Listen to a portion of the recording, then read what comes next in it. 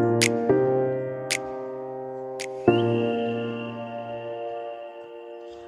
bismillahirrahmanirrahim. Assalamualaikum warahmatullahi wabarakatuh. Salam sehat semuanya.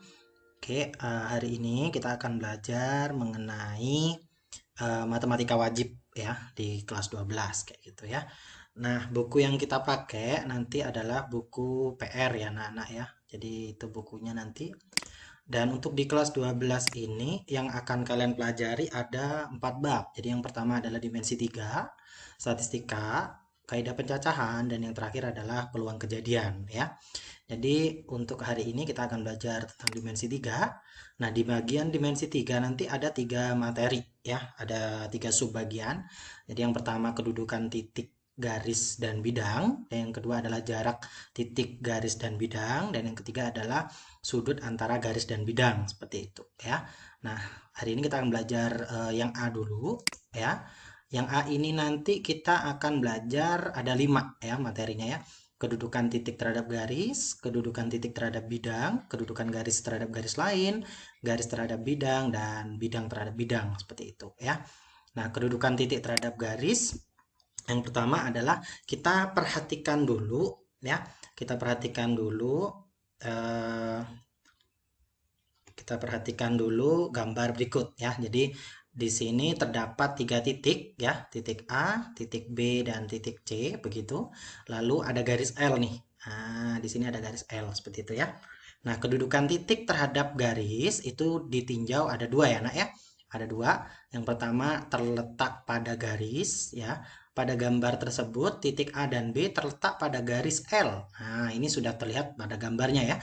Jadi titik A dan titik B itu terletak pada sepanjang garis L kayak gitu ya.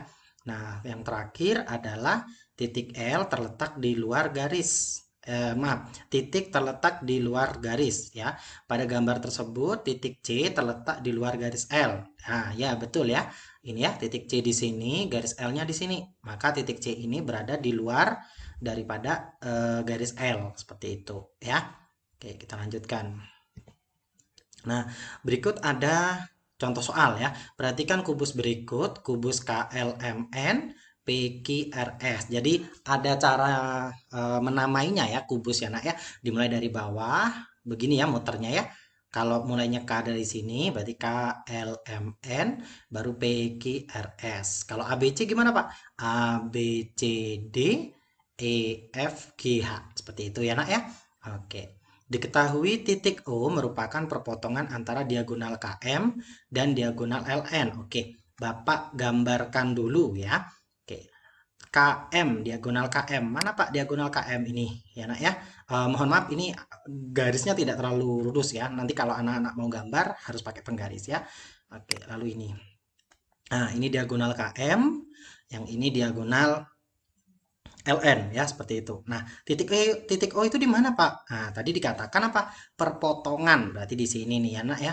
Oke, titik O di sini. Nah, lalu tentukan. Nah, yang pertama, kedudukan titik O. Titik O ini, Nak, kalau dilihat dari garis KP. KP itu di sini ya. KP itu di sini, O di sini. Maka titik O terhadap garis KP bagaimana? Nah, jelas apa? Jelas di luar ya, di luar garis apa, di luar garis KP seperti itu ya. Lalu yang B, kedudukan titik O terhadap garis KM. Nah, KM-nya di sini ya nak ya, KM itu sepanjang ini. Nah, lalu ada titik O di sini. Nah, titik O itu kalau Cikgu tinjau dari garis KM bagaimana ya, jelas apa, jelas di dalam ya. Kok di dalam, pada ya, mohon maaf, pada ya. Nah, jelas pada apa, jelas pada apa, pada garis KM seperti itu ya. Oke, kalau bingung nanti boleh tanya ke cikgu lagi ya. Oke, kita lanjut. Yang kedua yaitu mengenai kedudukan titik terhadap bidang ya. Perhatikan garis, perhatikan gambar berikut, mohon maaf. Terdapat 3 titik yaitu A, B, dan C serta bidang alfa ya. Ini titiknya A, titik B, titik C. Lalu ada bidang ya, ini namanya bidang, bidang alfa, ya nak ya. Nah, kedudukan titik terhadap bidang itu adalah sebagai berikut. Yang pertama, titik terletak pada bidang. Pada gambar tersebut, titik A dan B itu terletak pada bidang alfa, ya. A dan B itu terletak pada bidang alfa. Jadi, kamu bisa bayangkan kalau ada kamu pegang buku lah ya. Kamu pegang buku. Nah, titik A dan B itu pada bukunya, ya, pada bukunya. Kamu gambar di situ titik A, lalu kamu gambar di situ titik B. Nah, jelas berarti titik A dan titik B itu berada pada bidang alfanya atau pada buku yang kamu pegang kayak gitu ya. Lalu yang B adalah titik terletak di luar bidang. Nah, pada gambar tersebut titik C terletak di luar bidang alfa di sini ya. Nah, ini kamu bayangin kamu letakkan ujung jarimu telunjuk itu di luar dari buku yang kamu pegang. Nah, maka titik atau ujung dari jari telunjukmu itu dikatakan sebuah titik yang di luar dari bidang buku yang kamu pegang kayak gitu ya, Nak ya. Oke. Contohnya, nah sekarang Pak Rozak punya balok ya, balok A, B, C, D. Nah diketahui titik P dan titik H merupakan titik tengah dari rusuk EF dan rusuk GH. Oke, kita gambar dulu ya. Oke, titik P itu titik tengah antara EF. P itu titik tengah ya. Di sini P, ini titik tengah ya. Lalu saya ganti warna dulu ya supaya lebih menarik begitu. Lalu titik Q merupakan titik tengah GH. Di sini Q-nya ya nak ya. Oke begini. Lalu selanjutnya adalah tentukan kedudukan titik P jika ditinjau dari bidang A, B, F, E. A, B, F, E. A, B, F, E itu berarti yang ini ya nak ya. Yang bagian depan yang tampak dari kacamata Anda kayak gitu ya. Dari mata Anda seperti itu ya. Oke, maka bagaimana kedudukan titik P kalau kita lihat dari bidang ABFE? Jelas jawabannya apa? Jelas jawabannya adalah pada bidang apa? Pada bidang ABFE seperti itu ya.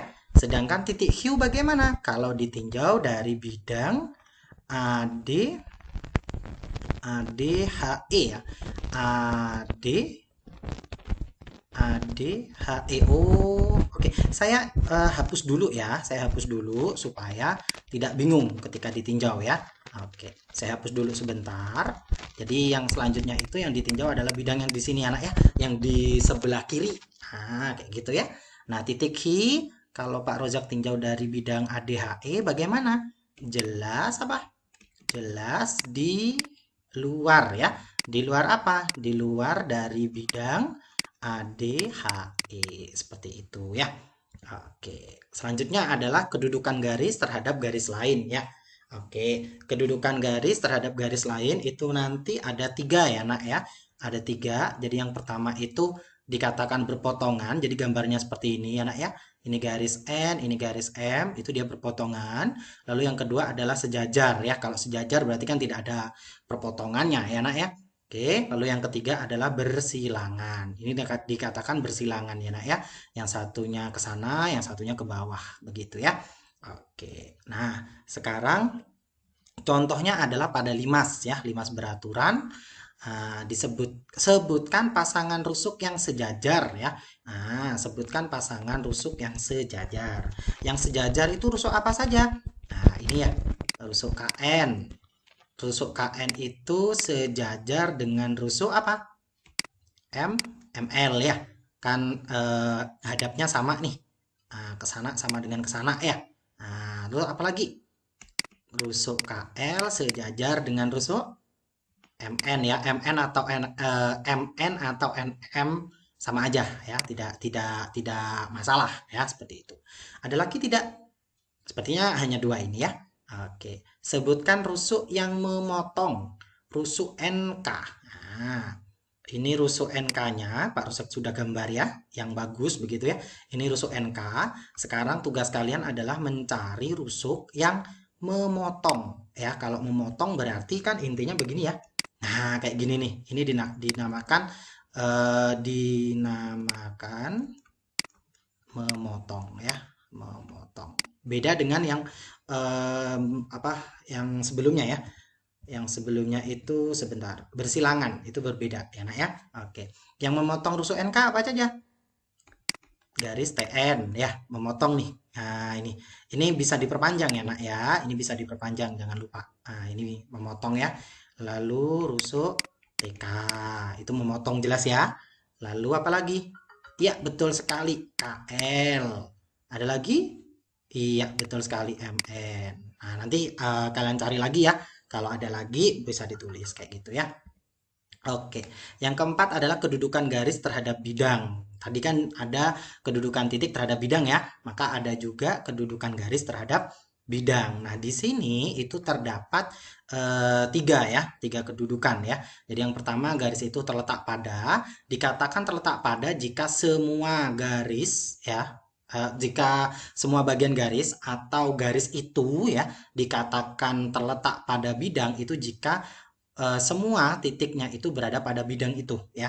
Nah, jadi ibarat kata begini, kalian ambil pensil, kalian ambil buku, letakin itu pensil di atasnya buku, udah. Nah, itu namanya pada sudah. Paham ya? Utuh ya. Nah, kalau yang sejajar ini nak, kalau yang sejajar itu adalah ini pada gambar B, garis K terletak pada bidang alfa. Jelas ya, ini ya, garis K itu pensil yang kita letakkan langsung pada buku tulis ya. Dan garis L itu terletak di luar garis bidang alfa. Oleh karena garis L sejajar dengan garis K, maka garis L sejajar pada bidang alfa. Gimana sih Pak? Nah, jadi tadi pensil itu kamu angkat. Nah, udah kamu angkat sedikit gitu aja nggak apa-apa, atau agak jauh sedikit nggak apa-apa. Nah, otomatis si pensil ini nanti dia akan sejajar dengan bidangnya. Nah, dalam artian begini, ketika garis L itu kamu turunin pelan-pelan pelan-pelan pelan-pelan pelan, nanti kan jatuhnya kan akan menjadi garis K itu kan. Nah, jadi itu dinamakan proyeksi garisnya terhadap bidangnya. Nah, otomatis yang garis L itu mau letaknya gimana pun asal muter aja ya 360 derajat, nggak boleh kamu putar arahnya ya, maksudnya kayak gitu, itu nanti dia akan tetap sejajar seperti itu ya. Oke, dan yang ketiga dikatakan menembus atau memotong. Kalau menembus ya jelas kamu bisa buat miring lah ya, si pensil itu buat miring, nanti kalau kamu terusin itu nanti kan menembus ya. Sampai di sini paham ya? Oke, kita lanjutin. Nah, perhatikan kubus berikut. Ini kubus ABCD, EFGH ya. Sebutkan garis yang sejajar pada bidang ABGH. Nah, ini bisa kalian cari nanti ya. Pak Roza kasih contoh satu ya, garis yang sejajar. Garis yang sejajar itu AB itu sejajar dengan CD. Ini satu ya. Lalu ada lagi? Ya, Pak Roza contohin satu lagi lah. AH dengan GB. Nah, selanjutnya kalian cari ya contoh lainnya ya. Oke. Yang kelima, nah ini tinggal kedudukan bidang dengan bidang ya. Nah, kedudukan bidang dengan bidang itu ada dua. Yang pertama sejajar dan yang kedua adalah berpotongan ya. Dari gambarnya pun sudah bisa dilihat ya, seperti itu ya, Nak ya. Oke. Nah, sekarang. Nah, perhatikan kubus berikut. Kubus KLMN OPQR ya. Sebutkan pasangan bidang yang sejajar. Yang sejajar itu apa saja bidangnya? Kalau Pak Rojak kasih contoh satu ya, KLMN itu akan sejajar dengan, itu alas ya. KLMN itu alas, maka dia akan sejajar dengan tutup ya. Nah, tutupnya apa? OPQR ya. R ya. R sampai an. Oke. Nanti selebihnya bisa dicari sendiri kayak gitu ya. Nah, sekarang yang B, sebutkan bidang yang memotong bidang KNRU. KNRU ya, KNRU itu ini ya. Nah, KNRU ini. Kalau dia menghendaki memotong, maka Pak Rozak bisa ambil satu contoh ya, satu contoh. Apa Pak? Contohnya adalah KLMN. Nah, ini bisa dilihat dari sini. Taruh ganti warna dulu ya. Ini bidang ini dia akan memotong bidang KNRU. Kenapa memotong? Karena ketika dua garis itu saling berpotongan ya. Jadi ketika dua bidang, mohon maaf, astagfirullahaladzim. Oke, ketika dua bidang ya, Nak ya. Ketika dua bidang itu berpotongan, maka akan menghasilkan satu garis. Apa garisnya? Nih. Nah, kamu bisa cek bahwa garis KN itu berada pada bidang KNRO dan berada pada bidang KLMN. Ini bisa di logika ya, seperti itu ya. Nah, selanjutnya bisa kamu cari sendiri seperti itu ya. Oke, sekian dulu dari Pak Rozak. Mohon maaf jika ada salah kata. Sekian dari saya. Nanti jika ada pertanyaan boleh diajukan di WhatsApp grup seperti itu ya. Oke, jangan lupa di like, di subscribe supaya nanti tahu ketika ada video baru di YouTube-nya Pak Rozak seperti itu ya. Oke, jangan lupa di share. Oke, terima kasih. Sekian dari Pak Rozak. Mohon maaf jika ada salah kata. Wassalamualaikum warahmatullahi wabarakatuh.